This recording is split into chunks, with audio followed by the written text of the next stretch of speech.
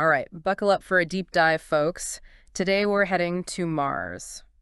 To the face on Mars, to be exact. Ooh, a classic. Yeah, it's one that never gets old, does it? Never. There's just something about it. And we've got a great guide for our journey today. We'll be drawing from Paul Elms Bacardi's book, Who Built the Face on Mars? Excellent choice. A real deep dive into... The deep dive. Exactly. So are you ready to explore the possibility of an ancient Martian civilization? Absolutely. Let's go. Perfect. Let's rewind all the way back to 1976.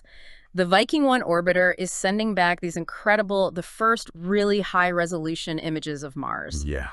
What was the Viking mission all about, and how did they stumble upon this face that just took the world by storm? Well, the mission, I mean, it was huge. They were trying to, get those detailed images of Mars, trying to see if they could find, I don't know, maybe some signs of life, anything really, past or present. Yeah. But out of all those images, craters and plains and all that, something just popped out. Something unexpected. You could say that. Image 35A72.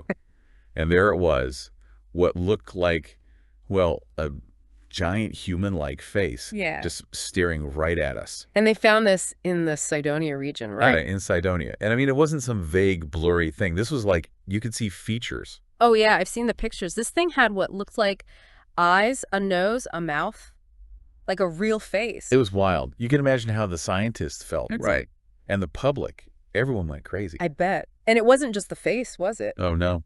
There's more. Tell me about these other almost like pyramid-shaped formations. Oh, yeah. You've got the D&M pyramid, this five-sided thing. Five-sided. Yeah, like it's not your typical pyramid. It all got people thinking, okay, this can't be natural, right? Like someone had to build these things. That's what people were saying. And then you have this guy, Errol Torin. He was an imaging specialist for the Defense Mapping Agency. So the guy knows his stuff when it comes to images. Oh, yeah. Yeah. He really dove deep into these formations, looking at all the angles, the symmetry, all the things that make you go, And what did he think? I mean, based on his analysis, did it look natural to him? He was pretty convinced that something was up. He's like, the way these things are arranged, so precise, the geometry, it's just too perfect to be random. Like, take the face, for example.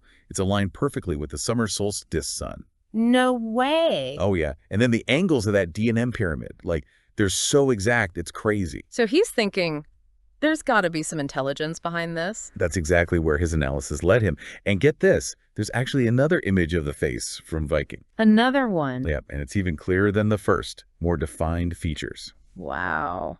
It's almost like someone was trying to send us a message. So at this point, the world's buzzing about the face on Mars, the possibility of an ancient civilization. You could say that again. What did NASA do? Did they just brush it off, or were they like, okay, we need to look into this? Oh, they couldn't ignore it. I mean, everyone was talking about it.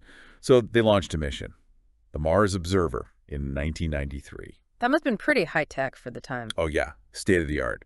They wanted to get the best possible look at this face. I can imagine people were glued to the news waiting to see what they'd find. Absolutely. It was a big deal. Everyone wanted answers. So what happened? Did they find those answers? Well, this is where things take a turn, like a big, mysterious turn. Just a few days, I mean, literally just 3 days before it was supposed to reach Mars, the Mars Observer. Gone. No signal. Nothing. Oh, wow. That had to be devastating for everyone involved. All those years of work, the anticipation. Talk about a setback. Yeah, it was a huge blow. And of course, NASA came out and said it was a technical malfunction.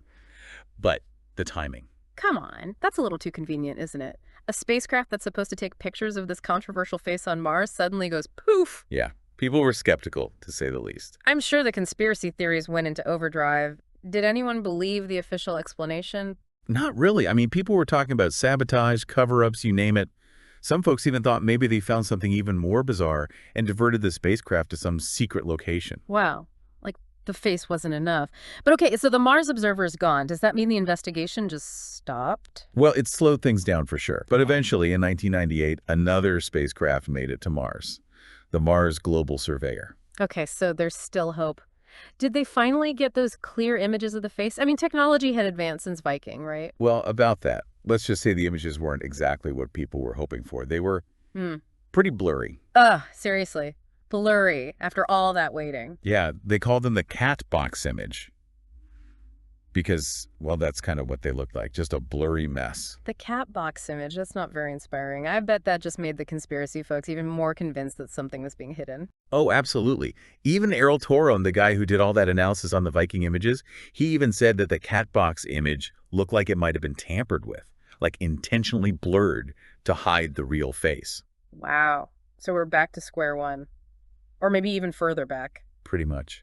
But then things took another unexpected turn, this time with the Curiosity rover in 2012. And this discovery, well, it adds a whole new layer to the whole ancient civilization debate. Oh, this is the Xenon 129 thing, right? Okay, walk me through this. What exactly is Xenon 129 and why is everyone making a big deal about it? All right, so xenon 129, it's an isotope of xenon, which is an element, and it's not something you find just lying around on Earth. It's pretty rare. Okay. And the connection to Mars is? Well, one of the main ways xenon 129 is created is through nuclear fission, like in nuclear weapons or reactors. Wait, hold on. Are we talking about nukes on Mars? The fact that they found xenon 129 in the Martian atmosphere, especially around Cydonia, well, it does make you wonder, doesn't it? It kind of does. But couldn't there be some other explanation? Like something natural that creates Xenon 129? There could be.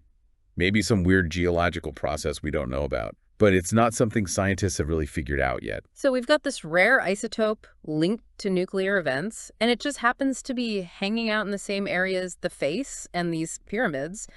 That's a pretty big coincidence, don't you think? It's definitely interesting. It's like, what if Mars, billions of years ago, had a civilization? And what if something happened? Something catastrophic, like a nuclear war? Okay, now that's getting a little sci-fi, isn't it? But still, it's hard to ignore all these clues. Is there anything else here on Earth that kind of backs up this whole ancient civilization idea? Actually, yeah. Some researchers have pointed out that the face kind of looks like some of the giant stone heads we found in ancient cultures on Earth. Like, think about the Sphinx in Egypt. Oh, yeah. I can see the resemblance. And what about the pyramids on Mars? We can't just forget about those, can we? I mean, pyramids on Earth are always linked to these ancient civilizations, right?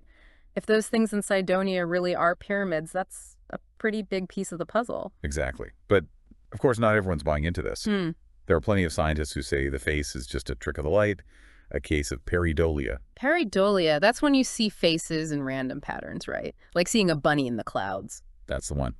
So, yeah, some folks think we're just seeing what we want to see, projecting our own ideas onto Mars. So is the face just a random rock formation? Or is it a message from a lost civilization? A sign that we're not alone in the universe? That's the million-dollar question, isn't it? It really makes you think about, the bigger picture, our place in the universe. Are we really alone? I don't know about you, but I'm hooked on this story. What else is out there on Mars? What other secrets are waiting to be uncovered? That's what keeps us exploring, right? Well said. All right, so we've got the face, the pyramids, the lost spacecraft, the blurry images, and now nuclear isotopes. What's next? What should we be looking for as we try to solve this Martian mystery?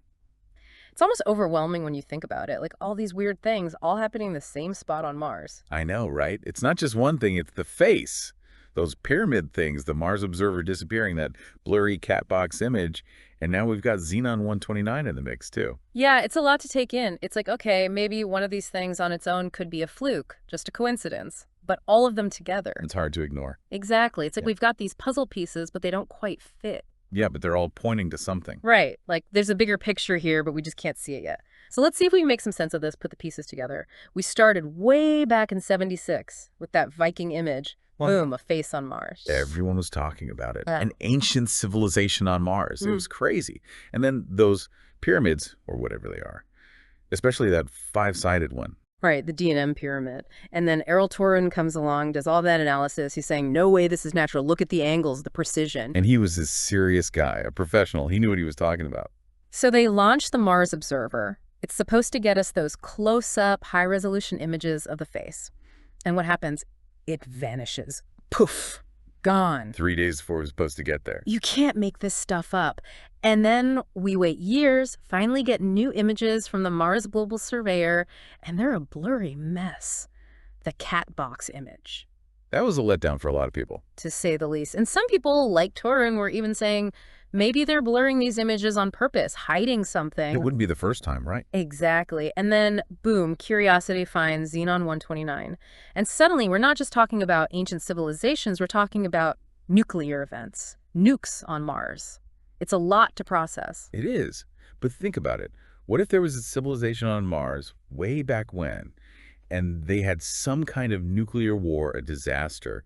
That would explain the Xenon 129, wouldn't it? It would, but it's still like, are we really talking about an ancient Martian nuclear war? It sounds like a science fiction Yeah, movie. I know. Sounds wild, but that's what makes this so fascinating. So what's the answer? Is the face just a random rock that happens to look like a face?